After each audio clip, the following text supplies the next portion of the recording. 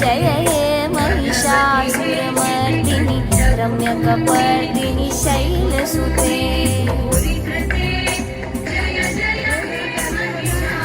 सुरवरवर्षिणि दूर्धरधर्षिणि दूर्मुखमर्षिणि हर्षरते